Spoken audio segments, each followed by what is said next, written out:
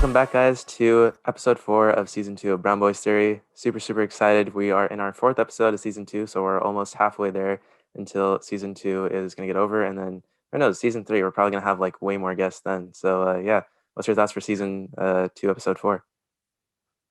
Season 2, episode 4 is actually looking very exciting because we have a very special guest today. So let's bring in Doshima, who is a friend of mine from high school. She is an actor. She's an actress at. She's very talented, and she's also very knowledgeable. And she's here to educate and converse with us. So welcome, Doshima. Hi. Thanks for having me on the podcast, you guys. I'm Doshima. Yeah. So real quick, you want to give a little introduction about yourself? Yeah, sure. Okay. So I'm Doshima. I'm a student. I'm currently studying theater arts here in the Sacramento area. Um, I'm also an independent singer-songwriter in the works, but acting is my main goal. I'm an intersectional feminist, body positivity activist, and body rights activist. Lots of other things. I also work part-time, and yeah, I'm just a person. I'm just doing my thing these days. Yeah. Perfect. Okay, so one quick question I have just before we start is like acting for the COVID situation. How is that? Like, because I know you're putting on shows, and how is that? Um, it's not ideal. It's really not. I At the beginning of the pandemic, I really didn't do anything. I was trying to focus on like my hustle, I guess, which, like we all know that like hustle culture is like kind of problematic. And like I was just going through a lot and I was really trying to kind of use myself as a vehicle for like my my own means, right? Like I was just really focused on like making as much money as possible and just like being as productive as possible, especially because I didn't know that the pandemic was going to last this long. But anyway, eventually I realized that like, okay, I'm not going to be able to wait this out like until like I get to a real stage because it's going to be a long time. So I was like, okay, I'll finally give Zoom theater a try. At first I was totally hands off. I was like, I don't want it if it's not live because that's the magic of theater. That's why it's my passion because like the magic happens on stage with your people and when it's live. But eventually, yeah, my coworker actually, his name's Feta. He also goes to ARC. He told me about this production and encouraged me to audition. And I figured if I want to be an actor, I should be able in the future to talk about what we did in the pandemic when we couldn't be on the stage. Yeah. So with that being said, that was I was just curious as to like how that was. But yeah, so one thing that Anish and I have wanted to discuss it is feminism, but we don't necessarily like to discuss with just the both of us because I We're feel just like two at that guys. point it's yeah, No, exactly. that makes sense. Right. And that wouldn't be the right message. So that's why we wanted to bring you here is because we know you're very educated on the topic and we want you to educate us on the topic as well. Oh yeah, for sure. That's like like systems of oppression and especially feminism is like one of my greatest passions. And I have I'm like I have a lot of areas in which I'm a minority group. So I have a lot of experience on the topic as well. But what do you mean educate? Like what do you guys feel like you don't have that great of an understanding in? Well, to be honest, I feel like at this point, one thing is just culturally speaking in the brown culture, because Anisha and I were both Indian, it's not very equal, I would say. Yeah. Um, that's like Put that's it the lightly, best way I yeah. can put it. Yeah, to put it Yeah, lightly, yeah, that's true. Yeah. it's not very equal. So one thing that I've seen a lot in at least in situations is that the women aren't raised, or the girls, the women, whatever they identify as, they're not raised nearly as equally as the boys are. So is that like a cultural thing or is that just global? Um, I can't exactly provide, a concrete answer for that. I do want to make it clear that like all of my experiences are personal to myself. Well, not entirely personal, but I don't want to speak for everyone. I don't want to speak for every woman. And well, I think that that's definitely more widespread than just Indian culture. Although I do believe, again, I'm not Indian, so I don't have any experience in this, but I do believe that the culture tends to be even slightly more oppressive towards women and girls than like just the general overarching American culture. Mhm. Yeah. Yeah. Yeah, because definitely like I also like we also wanted to talk about this too, but especially like growing up, like I always like tend to notice like a lot of like the women surrounding me, especially like in the brown community, like they always tend to just like kind of be like more of like the house mom, like kind of just like the housekeeper, kind of just Yeah. like you're just protecting Mhm. the kids, making food, things like that, like kind of just the person at the house, while like the husband is trained to go outside and work, things like that. And Yeah. like whenever it comes to like switching the sides, like for the woman to go out and working while like the guy can be the one and like helping the kids and kind of maintaining the house, like it's kind of like a taboo in our society. It's So radical. Yeah. yeah. It's a whole different thing. And that's definitely something that, like occurs in a lot of different cultures. The whole like women are caretakers and stay at home, and men are the breadwinners and go and provide for their family, which has a lot of toxicity on both sides, right? If like that's the standard for everyone, because of course that won't work for every family, for every couple, not to mention that like not every couple is going to be straight and like Mhm. not even to mention the way that this mobilizes capitalism and all that. So definitely, I think that's still very present in, again, like a general American culture. That's one of the biggest problems that I can like point to. Because in my experience, a lot of people really don't want to talk about feminism because they're like, everything's equal, y'all can vote, it's fine, Mhm. But like that's something that I think a lot of people resonate with, is that like women are expected to be the caretakers, and how this benefits, the majority, well, I guess not the majority, but the privileged group, right? The privileged gender would be men. And how the way that this can like allow men to further focus on their careers and business and their own aspirations, when women are expected to maintain everything at the home, right? Yeah. It's like that's kind of crazy to think about. And the one thing that I don't understand is that it's like relevant in this modern day. Like people still practice these things like Hmm. a lot throughout the world. Yeah. Um, which is Yeah. which is crazy just to think Yeah. like that just shows how we haven't progressed that much. It's pretty crazy. Like, even, here in America, where we're one of the more progressive countries, I mean, like, gay marriage is legal and women can vote, we can drive. It's like, I feel like a lot of people want to say that because we've come further than a lot of other countries, that we still don't have work to do, when that's very untrue. Yeah. Mhm. Yeah, no, because No, I remember 100%.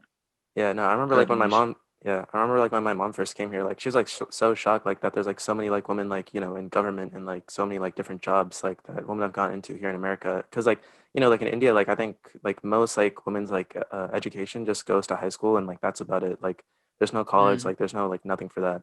And I know my dad was also like kind of like he was kind of like mad about that because he definitely wanted my mom to have like a higher education, so like especially like when they come to right. America, they can actually like get like better Absolutely. jobs for both of them. So yeah, like that was like definitely like a big thing, especially like for them like coming as immigrants from India to America.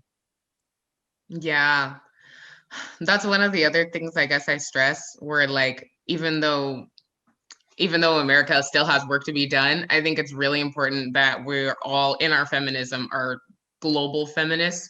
I guess I coined that term from Annie Lennox from a different podcast. But yeah, she really preaches global feminism, and that kind of opened my eyes because um, yeah, in like you said, like in other countries, like women are still fighting for like basic human rights. And especially when it comes to education, it's like it's insane how privileged we are. Like my father comes from Nigeria. He immigrated here when he was pretty young. And he always told me and my sisters growing up, like that we were born not only in a very lucky time, but in a very lucky place, right? And that he's always stressed our education. And of course, growing up, that always made me a little upset. But now, yeah, growing up, I can, or being more grown up, I can understand like why education is so important and how lucky I am to have access to such a privilege. Yeah. So education, Miraloma. Miraloma was not necessarily the best place. It was good for some people, wasn't great for others. But what would you say? Because I've heard some things, as in like Miraloma itself is hasn't been very like equal to all people. So is that a statement that you can agree with, or like what's your thought on that statement? Um, Miraloma. That was an interesting place. There's like, I don't know, there's a lot of different angles I could take with this, right? Like on one hand, I was really grateful to go to such a diverse high school. Like, as people, as a person of color, it was really great to have like so many different cultures and not feel so like singled out, as opposed to other high schools that are like, mainly white. Yeah. So that was always great. That's what I held Miraloma to the highest regard in. As far as being a Black student specifically, I wouldn't say it was ideal. Especially being one of the only Black students in our class in IB. I did feel like I was to one on one hand held to a higher standard, and on the other hand, like kind of excluded, if you know what I mean. Like especially I think as a Black woman, I feel like people kind of expect us to be really like strong and like passionate, like always. Like if and I was that. Like I was always someone who was, like I said, hustle culture. Like I was always doing stuff. I was doing stuff for our class. Like I was just always really busy doing like a lot of things. And I felt like I wasn't allowed to be like tired or like take a moment for myself or put myself first before my education or my class. Um, I don't know. As far as the actual education experience at Miraloma, again, kind of like a bit lacking. I remember like when it came to instances of like discussing things like racism and just like, I don't know, other cultural problematic issues and topical discussions, I did feel like teachers weren't very good about listening. That was one of the biggest things that I noticed, was that teachers didn't want to really connect with their students and resonate with their experiences, but rather they always just wanted to teach their own experience. And that could sound like, can I drop names? Sure, why not? I'm gonna drop names.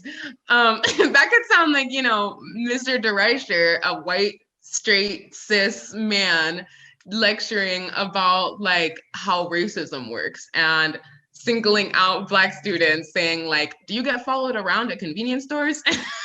And it just and like, Ms. Volzer trying to say that I didn't call you a monkey because you're Black. I called you a monkey just now because I called my kids that when they're acting up.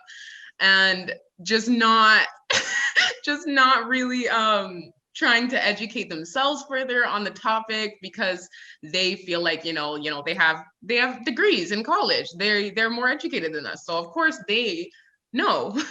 But really, I feel like a lot of teachers could have benefited from listening a little more to their students. Yeah. Yeah, I definitely feel like 10 times better that I went to Folsom High than Maryland now. Yeah, How, dude, how wow. are things at Folsom? I wouldn't say it's as crazy as it is in like Maryland. Like I feel like a lot more people have like a lot more respect for different cultures and different diversities. And I feel like that goes like especially with the policy too. Like I feel like they're very strict on like, discrimination and stuff. So it's not as bad as I've heard, stories from We were Mariloma. sued So for racism. Yeah. really, I never heard about that. We got sued. Wow. Yeah. Wait, when did that That was happen? like, yeah, that was our sophomore year. Yeah, wasn't it? Yeah. Yeah. Hmm. Yeah. There's a big scandal that came out. Yeah, I don't really know if we can talk about that too much. I don't know. The situation was like pretty like kind of complicated from what I understand, but it was about a black student and slurs and Yeah. no Mm. no action by the school at some times and yeah. That's something I've heard a lot. And I feel like that goes across like just not the nation but the globe is like in a lot of cases where people like try to bring awareness, there's no action done. Like I know there's a lot of people even in our class that tried to bring awareness. For example, shout out to Rachel Lowell Oh if my she gosh. listens. I Yeah, love Rachel she Wall. tried to bring so much awareness to our school about the problems like that were happening, but not too much action was taken, and she was in fact put out as like she was kind of targeted by some people, right? Oh yeah. Yeah. The same thing happened to, I don't know if you know Warsan Ali. Oh, I don't know her personally, but I know of her. Right. I don't want to speak for her, but black women, especially like I know there was a experience or a pattern happening with them too specifically with their experience in StudGov and like the way that they interacted with the black community. I don't want to speak for them or anything, but there was like there's stuff there. And even in my own experience, like the way that I was like rejected by like the white community for not being like white enough and then like rejected by the black community for not being like black enough. I guess not, that's really simplified, but yeah, being black in Miraloma wasn't the best. Yeah. Do you think that's like an issue though? Like you just said, being not being a specific like culture enough, right? Not being attached to that culture. Like Anish, you can also talk about this. It's kind of open ended because it applies to all cultures. Like, do you think there's like the standards are right to be set? If someone's like, for example, for me and Anish, since we're both brown, if someone isn't brown enough, we can be like, oh no, you're not one of us or that. Like, do you think that's a correct standard to be set by cultures? No, definitely not. I think yeah, I wish that in a perfect world we could all just be our authentic selves without like having to be attached to these various identities that, appear in various different contexts in different ways. But I don't know. I personally I try to give space for everybody to feel comfortable to, be themselves regardless of, what identities they identify with. And I encourage others to do the same. I definitely would say that it's wrong for any culture to set standards of if you don't meet this, you're not one of us. But Hmm. it's like it's actually like true. Like there's so many cultures that do that, and one thing I think that changes people's like that changes a person in as a whole. Like they try to be more of that culture to fit in, right? um, Being more of, for example, I can speak on Miraloma and just that experience of being more education focused, right? To fit Mhm. in with the IB crowd or being more focused about your future or the college to fit in with the IB crowd, right? Something that I personally did have to go through. It wasn't that bad. Like it's not a struggle or anything. It's nowhere near as bad as like changing your culture, changing who you are as a person. But that's like the small glimpse I got of it. And I was just like, I'm curious to see like how is it being like as being a woman, like how is it for you to like how often does that happen often that you have to change how you think to fit in with different crowds or change who you Oh yeah. are? Oh yeah, yeah. The code switching is insane. Like I really resonated when you were like talking about the IB experience at Miraloma is insane also because yeah, in my freshman and sophomore year, I really remember trying to be super academic, right? Like I did Acadeca and chess club, and like I just really tried to get straight A's. I didn't want to take any, even like when in sophomore year we have to take our elective, I was like, I don't even want to, because that's just going to take away from what I'm doing. And with like my dad always raising me to be education focused, and also growing up, we all want to fit in, we all want to go with the flow, and at Mira Loma the flow is academics. And so for a long time I really like I had this internal struggle of trying to suppress my artistic self, and like um eventually I was able to overcome that. But I definitely, as I entered the arts community a bit more in like the end of my sophomore year, junior, senior year, I that's kind of when a lot of my world started to collide. And not even just that, but as a queer woman, right? There wasn't that much of an LGBTQ plus community at Mira Loma, or like there wasn't as large as I wish there was. But there was like there were so many friend groups that I felt like I was like kind of bouncing between, and each one was like a very different Doshima. Like yeah. It still happens a lot today, especially since I work at a grocery store. So like interacting with the general public, I feel like I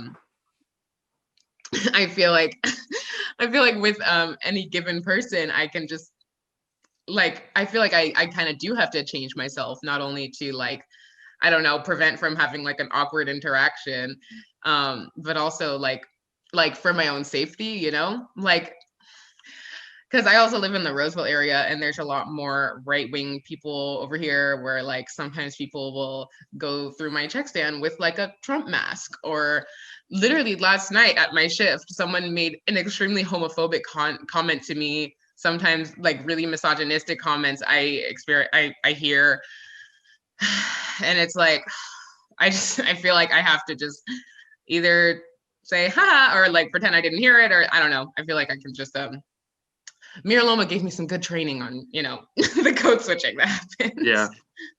And another like question I had was when it comes to body image, because you, I know, are very big on body image and just that movement. And Anish and I, this is something we've discussed on the podcast before. And like, what's your kind of like message to anyone listening right now? What would you say about body image to them? Just like one quick message. Oh wow. That's a huge That's it's pretty a whole broad. thing. Yeah. Oh, I guess my message would be oh man, I don't know. Definitely give yourself grace. Like give yourself the gentleness and all the time that you need to be able to connect with yourself on a physical level, right? Like be able to feel at home in your body. Like it's not going to happen immediately, but I promise, like I think that's one of the hardest things about body acceptance and body positivity, even body neutrality, is just like how difficult it is and how much time it takes. And in our generation we really expect things like instant results, and it really takes time. There's going to be ups and downs, and I think it's always going to be a continual development of accepting your body and like just who you are. Also get professional help. Yeah. Like if you speak to a professional about body image, crazy. Crazy. Yeah. Yeah. Because I know like another podcast that I watch, they're like I was kind of talking about this, but I think one quote that they were like talking about is like a lot of people look for the success, but not really the progress. And I think the progress is the most important part. It's not really like the end goal, but it's like how you get there. I think that's the biggest part of it. Yeah, I but guess that also makes sense. yeah, yeah. But also, if I have to like say something to people, if like they're trying to work on themselves, like work on them like physically, like I'd say like if you're not like happy like with the way you are like physically, like then definitely I think it's important to like try to like take the necessary steps in trying to get where you want to be. And Yeah. that's like one of the biggest things I could say. One thing I'd add to that, just really quickly, is if you're gonna change because you want to change, not because Yeah, anyone else wants exactly, you Yeah. to 100%. change. Yeah. I would say to really dig deep, Yeah. really dig deep. I always say like one of the biggest lies that astounds me that is still like being sold so much is that like losing weight and like, like just changing your physical self is going to make you change anything up here, you know? Mhm. Like I think that is like a crazy myth, because like if you like ask anyone, I guess Sharma, I don't want to call you out here, but like ask anyone who has like had experience with like losing a lot of weight, or say like, I don't know. Yeah, I'll say that. you Yeah. know, like it's not it's not the remedy that people say that it is. Oh, okay. So I guess I'll speak on that a little bit. It is, if you're gonna lose weight, it takes blood, sweat, and tears, and a lot of them, like a lot of them. Ooh. Especially if you're going. So when I started to lose weight, I was around Oh wait, 230 trigger pounds. warning. Yeah, We're gonna put a trigger trigger warning. warning on this. This Okay. this entire conversation should probably have a trigger warning. Yeah, Um, I think so. but yeah, I was around 230 pounds as a junior in high school, and I started my junior year at 190, and by the time we reached December, I was 230.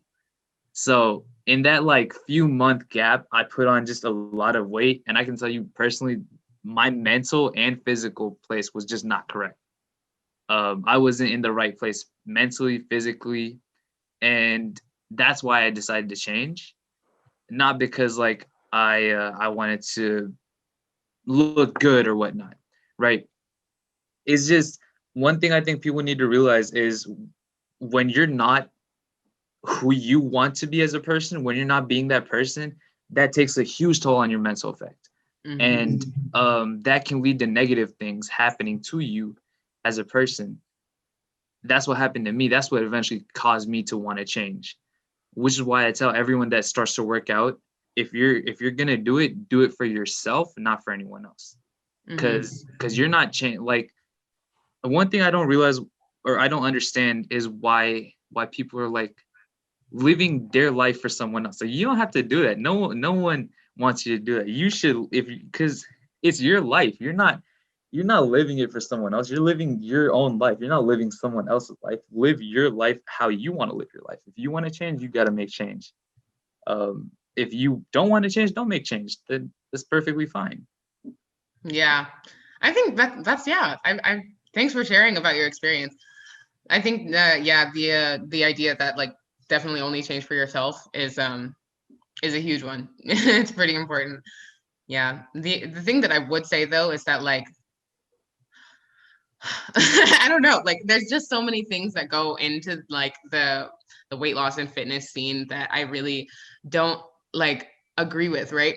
It's like just kind of the narrative that that we all witness. It's just that like, okay, if you are at this certain weight and you don't like yourself, then lose weight and then you'll feel better. Mhm. And it's like not true. It's not Ex-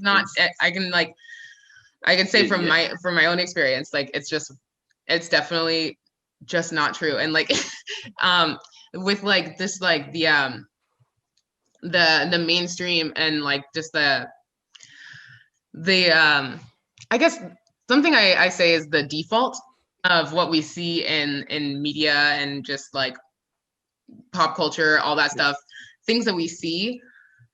It's like there's a definite default, you know what I'm saying? Like the Yeah. default can be like white, straight, gender conforming, skinny, Hmm. male oftentimes. And if you're starting out and you're saying like, well, I don't like how I feel, like this feels like I don't feel good about myself. And it's like of course so many, especially like women and girls, aren't going to feel good about themselves with like what we see as the default. like what is like attractive and what's accepted and what's going to be like celebrated. And like very, very large part, that is thinness. And it's just an insane problem because like, you know, my I work with a therapist, and she's, you know, registered dietitian and nutritionist, and like she can say like factually that like very very few people are like naturally, I guess, like thin, or at least thin to the standard that is pushed to the forefront of society. And that was a huge eye-opener for me, because personally I'm not a naturally thin person to that extent, and like accepting that is just like an insane trial. It's crazy. It's crazy how difficult it is to like exist in a physical state where like I feel, you know, energetic, strong, like I'm eating enough, not eating too much. And like even if I feel really great in all those things, like I'm still not going to naturally be as thin as society would rather me be, to put it plainly, right? And that's, I think, where the problem arises. It's just like the not holding enough space for larger bodies in, like, you know, the mainstream media, right? Because like a lot of people, I feel like, would feel okay in a larger body without having to like go and change themselves if, like, you know, society treated people differently. Like that's the number one reason kids are bullied. Is one thing I say a lot is like it's not race, it's not gender, it's not what you're interested in. It's like fat kids, like people, like kids who grow up in larger bodies are just like bullied relentlessly. And so we're taught from just a very young age that like you're not accepted like this, right? So yeah, that's why I say, like, you know, growing up, if you feel like you don't feel okay with like what you look like right now, like dig deep. Like really dig deep. Is it you? Is it you, or is it the narrative that society is telling you, right? Like how do you feel? Anyway, I could talk about this for ages. No, but that's kind of what we wanted to bring you on the podcast, because along with like body image, it does go hand in hand with, like you were mentioning, how women are shown that the like skinny narrative, like you were talking about, and the like the models that you see very popular, they're like all extremely skinny, right? And that's kind of what makes them like attractive, right? So what would you say is like the biggest thing that needs to change in terms of that? Oh, just change change everything. Oh, okay. You know, I don't think, I wish models didn't like measurements are a problem. I think like weight is a problem. Like just clothing size, like size inclusivity is a huge problem. I think like an insane, a crazy amount of things need to change on like the body acceptance scene. And also like especially with nutrition, like low calorie being like exchanged with healthy, like in our language. Just like honestly, like I think our society is really weird about bodies, like in general. Like even like even just like having a body is just like just weird. Like nobody wants to talk about even having a body is like just crazy to me. It's fascinating, really, like the way that we don't name body parts, the way that, like, you know, young girls especially are taught from a very young age growing up, don't wear spaghetti straps, don't wear short shorts, don't wear crop tops. It's like because we don't want to see your body, like regardless of if you're fat or skinny, like, or anything in between, you know. It's just, I think a lot of the language needs to be changed. A lot of what we bring to the forefront of our media and our production needs to be changed. And just a lot. Just a lot. Yeah. Oh, a huge thing, sorry. Weight loss. Stop celebrating it. You know, like, because from my experience, I guess I'll give a quick debriefing.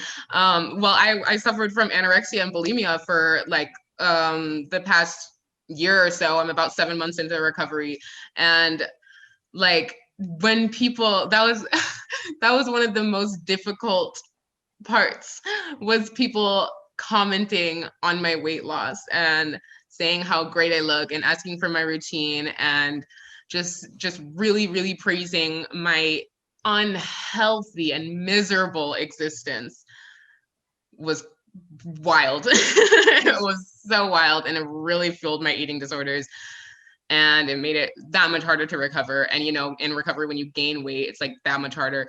I think don't comment on people's bodies. That is one of my hugest things. Also, just don't comment. Just don't comment on people's bodies. That's it. Okay. All right. So wait, that's kind of interesting actually. So for like the celebrating weight loss thing, is that in terms of unless you know someone is specifically like wanting to do that, then comment, or like what do you mean by that? Well, I don't know. This is where we get kind of tricky. Like, Yeah. I think I don't know. Like, I always think that it's better to just not comment. Is my personal opinion. Like, even if someone is like going on an endeavor to lose weight and change their body, I just don't. If it's truly for them, then I don't see why like any outside influence is going to I don't know, make a meaningful contribution, I guess. And like you don't like how people say like you don't ever truly like know someone. Like I think I kind of get into that mind space where like you don't know what's happening in their mind specifically. Like, and I think what you're also communicating is just that like weight loss is superior. Like when people say like, oh, congratulations on losing weight, like I feel like what you're saying is like, this is how I prefer you. Like this is how you're better, and this is how I'm gonna accept you. Like that's like what the undertones tend to be. I don't know if I'm making sense. No, yeah, no, I definitely I can understand what you're saying. Anish, you were gonna say something, I thought. Yeah, no, I mean, yeah, definitely with that. I was gonna say, like, I think kind of heading back towards like, how, especially like in America, like our society like sees like, the skinnier body as like the more attractive and like, like the more popular and like the way you should be. And like it's kind of like me and Sankalp were talking about this, but especially like in India, it's kind of like somewhat, I guess, opposite since, like if you're like skinny and stuff, like people see that as like an issue, like maybe you're not eating enough. Like that's kind of like what Mm. people see. Like while like if you're like more like fat, kind of that means like, oh, you're healthy, like you're eating enough, like you're doing good, because like obviously like I think back in the day, like kings, like like the fatter they were, like the more richer, and technically the more healthy they were, but not physically. So yeah, like No, it's just yeah, like, exactly. yeah, it's just like kind of like an interesting like narrative how it is, like especially in India comparing it to here in America, definitely. Yeah. Yeah. Can I comment on that real quick? Yeah, go ahead. Yeah. So yeah, my experience in recovery, I've had to educate myself a lot on fat phobia and just like the treatment of bodies in society and in history. And I actually read Anti-Diet by Christy Harrison, I believe is the author. But I would say wonderful work, complete game changer, eye opener, everything. Like read it if you can. But in Anti-Diet, she really goes into the history of diet culture. And as an activist, it was just a huge wake-up call for me because like, well, fat phobia is not, it doesn't go back that far. Like the way that I guess you could observe it in Indian culture, as you said, like with like fatness being held to like a higher standard almost, right? Um, that's like a lot of the way that it was treated like throughout history in a lot of different cultures, right? But in Anti-Diet, she really goes into how the beginning of fat phobia in America and Western culture started with when slavery started, right?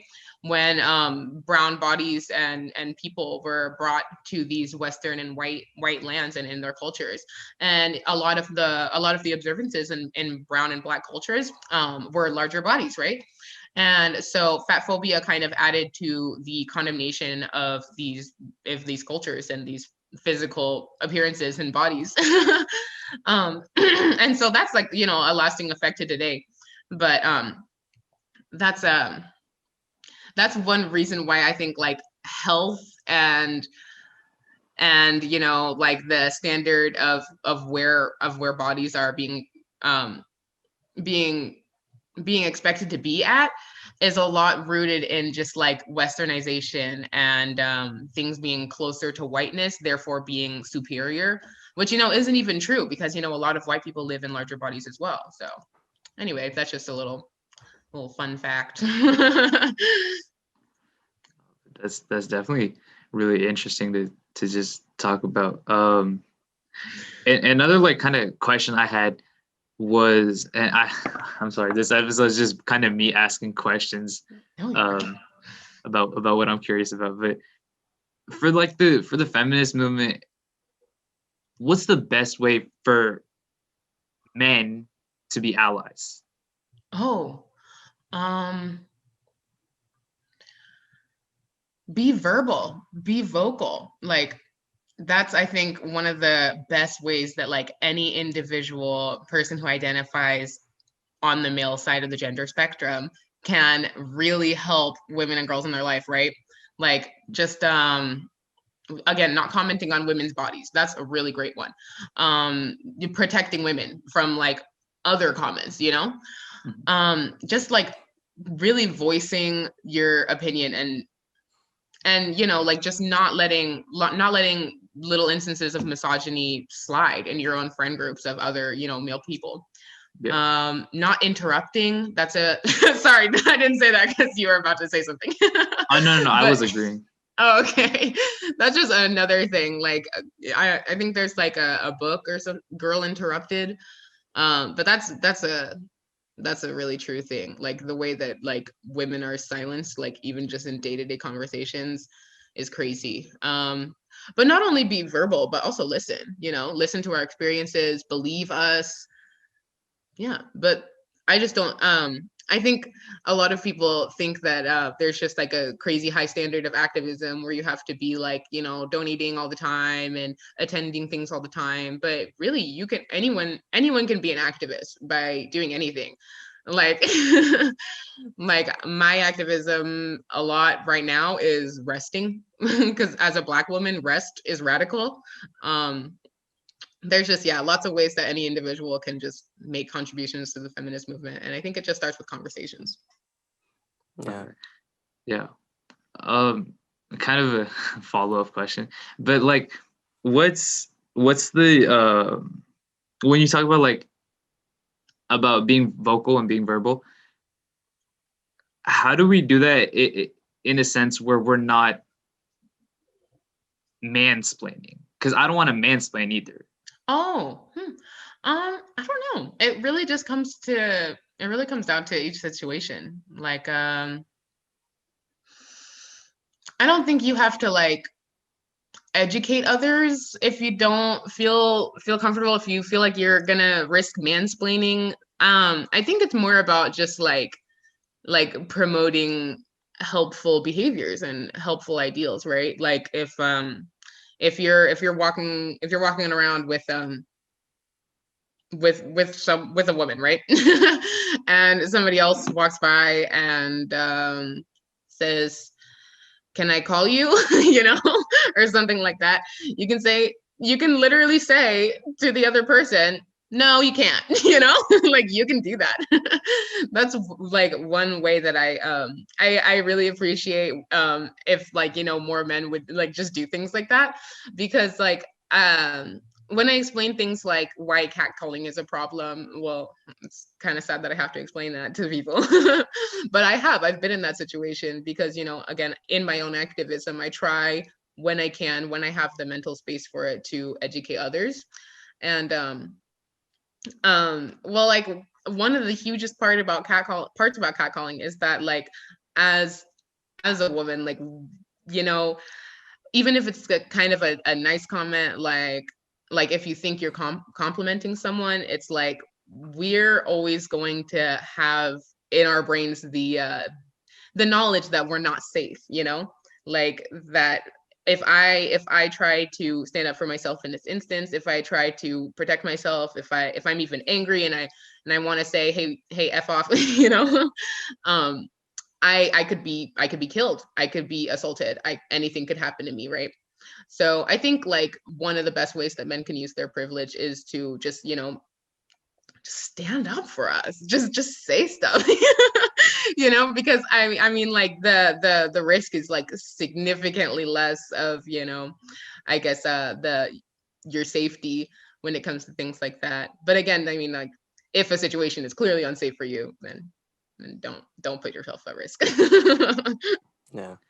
You know, because I know that Sunkalp and I were kind of like talking about this a little bit, but we were also saying like, you know, for like guys like putting down like women, like, you know, in situations like where they're trying to like speak up or try to be themselves, it's like what do we like get out of it? You know, like what I mean, like what's the point of it? Like, cause like it's not gonna be a good like, you know, message at for either you or, you know, the woman. So it's just why. Yeah. Yeah, it's just it's something that I think is really odd that it's still happening in this current day and age.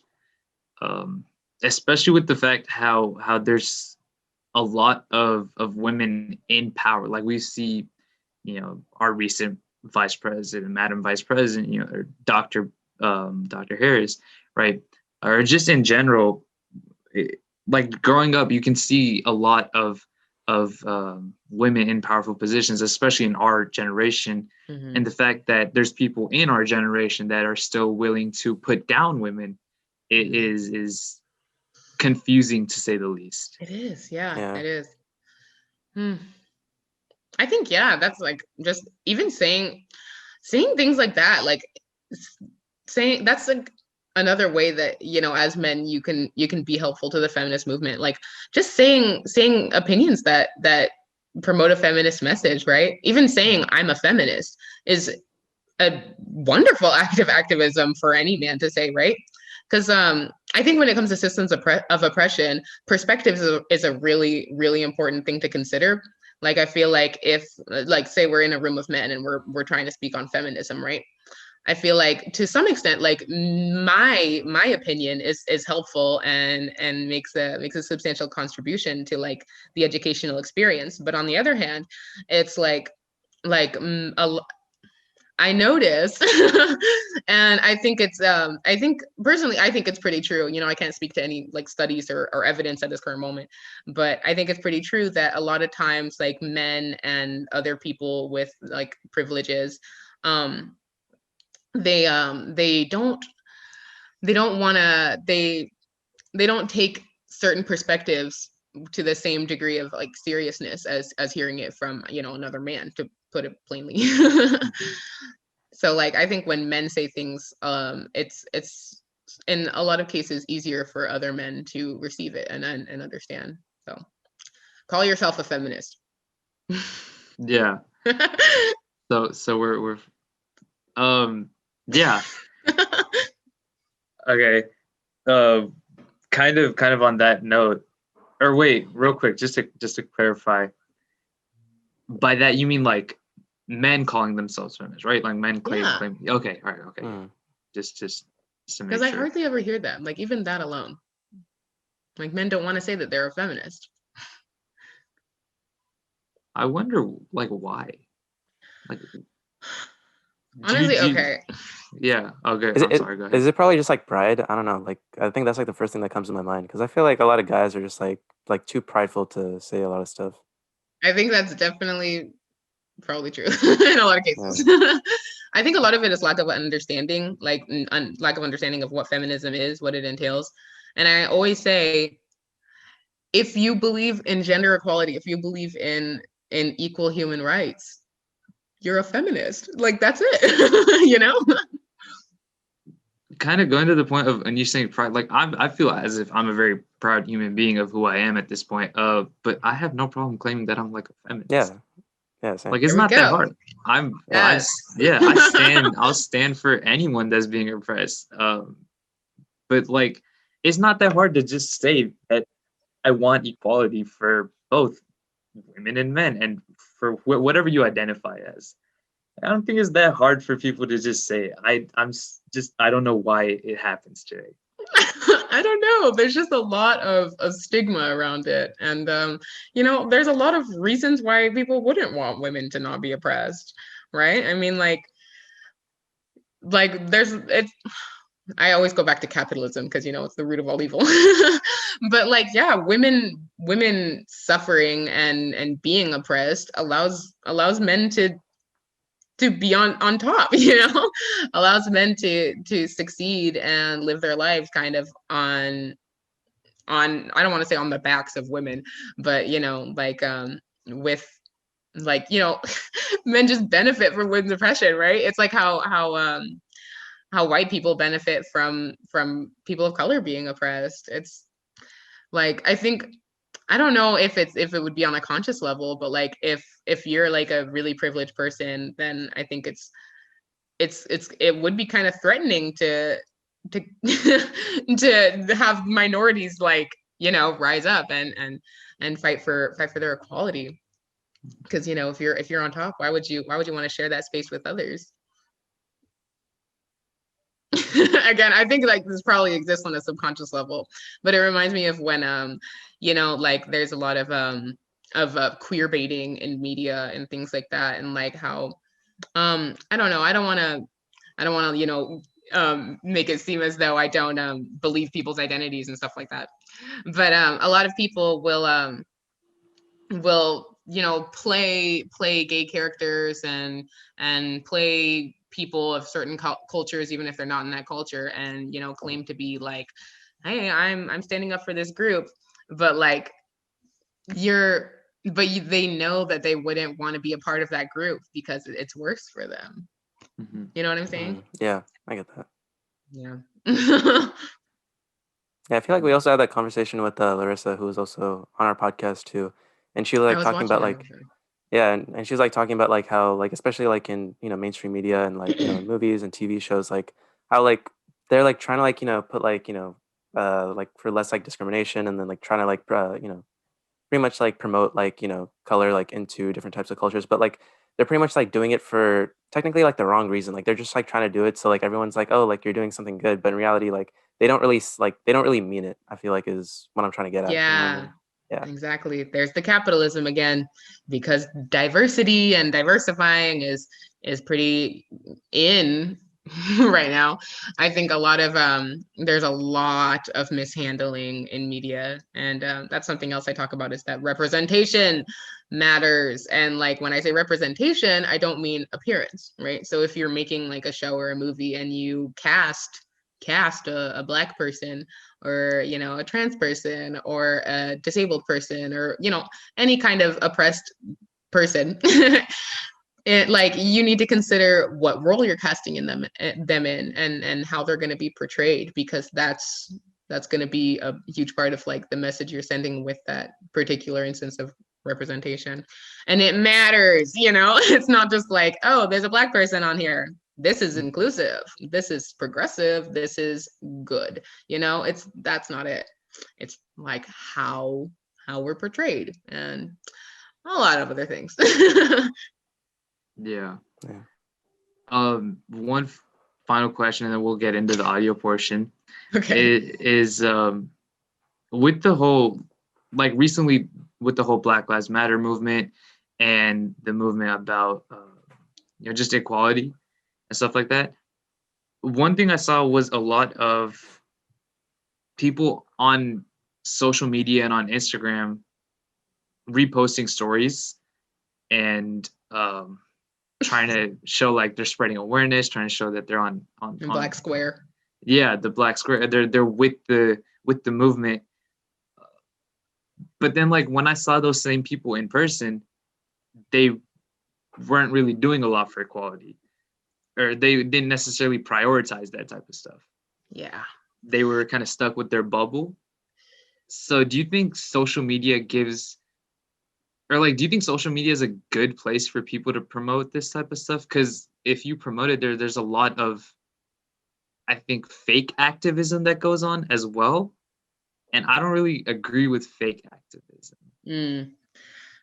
Yeah, this is another area where we get tricky. Well, in short, no, I don't think social media is ideal. I think it can be helpful, especially if you have like a larger platform. Um, but even like, I don't know, like to some extent, I say like any amount of platform and any amount of promoting certain helpful ideas, I think is helpful and commendable.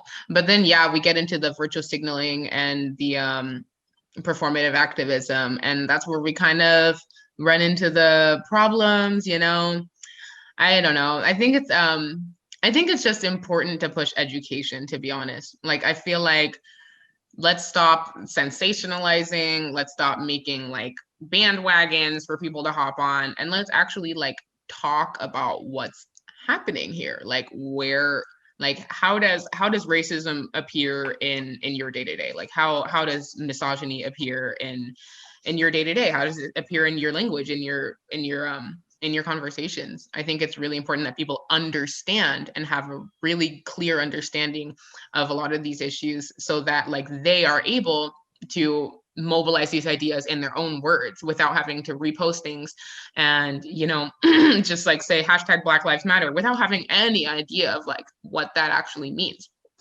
So I think education is a really big one. And like, use social media as a tool. Don't use it as like this is activism, this is where it all is. Yeah. Like, I think it's just important to remember that people learn and really make the best I guess retentions of information with connection. And I think it's just really important to use your own words so that people can connect with you, and you can spread the word, I think, the best and the most effectively like that. Yeah. And definitely about like fake activism is like, I swear, like for people that like see the stories of like for every repost, like we give like $1 towards like this thing or that thing, like I just feel like people like shouldn't fall for that, because I feel like that's just like kind of like where a lot of like that fake stuff goes towards, you know what I mean? Because like Yeah. if you're asking for a repost, like why can't you just do it like without it? Like a repost doesn't really give you money. It's like you're not gaining money from that. It doesn't make sense. Yeah. Yeah, so I feel like the best way if you want to like help out, especially like through like an online platform, is definitely like donating, especially like to donating. to well-known like organizations. Yeah, I feel like that's one of the biggest things. For sure. Yeah. But I think we can jump into the audio portion now. So for all the viewers that are watching this, thank you for watching. This was definitely a huge conversation, and it's gonna continue. So make sure that you check us out on our audio portions as well. Make sure you check out Doshima on Doshima. You want to plug your play or whatever? Oh yeah, okay. So I'm an ARC production of Midsummer Night's Dream. You can find that on the Los Rios website. You can follow me at Doshima. That's my name with 3 A's at the end, and I'm on Instagram and Facebook. All right, cool. And so, thank you. Make sure to follow her and check her acting and everything out. And to check out ANISH'S stuff, check out my stuff, anything you want. Just stay tuned. Thank you for listening. All right, take it easy. Peace. Thank you.